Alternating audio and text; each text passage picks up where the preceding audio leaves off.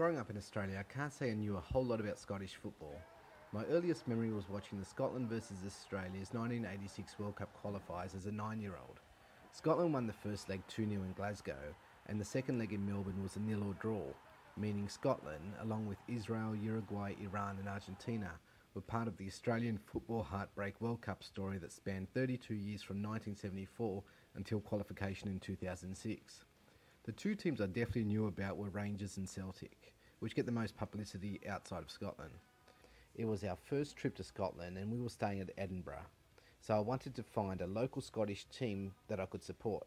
Problem is I didn't know who the local clubs were. Being an Everton fan, I asked an Everton message board who the Edinburgh teams were. I'd known a little bit about Hearts growing up, but I didn't know anything about Hibernian. To be honest, I was struggling to even pronounce Hibernian when I got the reply. One person posted a great video of Hibs winning the Scottish Cup in 2016, calling them a proper club, so that was very positive. We did our research on the Thursday, and my son, who also likes football, and I decided we would go and support whoever was the local side playing in town that weekend.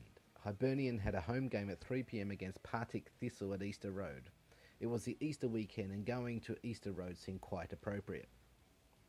On a super cold Good Friday we had lunch in the city and I walked down to St. Patrick's Church afterwards for Good Friday Mass. I got there immediately and saw this plaque on the wall saying St. Patrick's had been part of the Hibernian Football Club at its inception. It was either fate or coincidence we were becoming Hibs fans, but by now it started to feel like fate.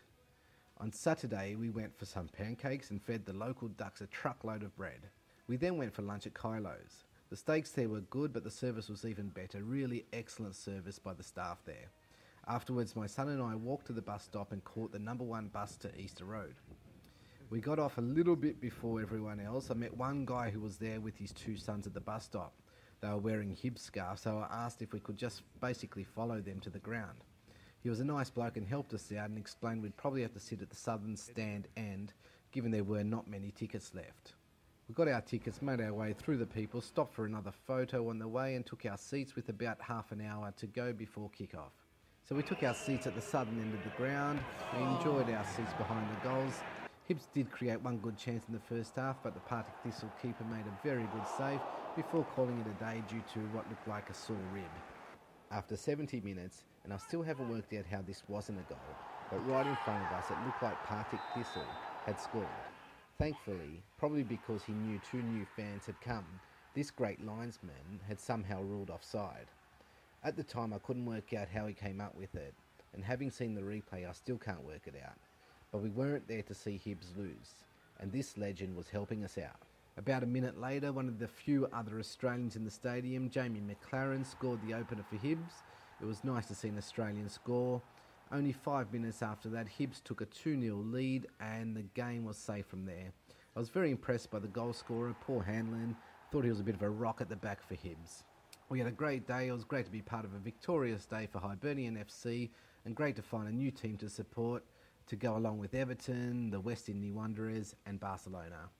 We were exhausted and cold but enjoyed the experience of becoming Hibernian fans. Best wishes to Hibernian for the rest of the season and in the future. We hope to be back one day. There goes my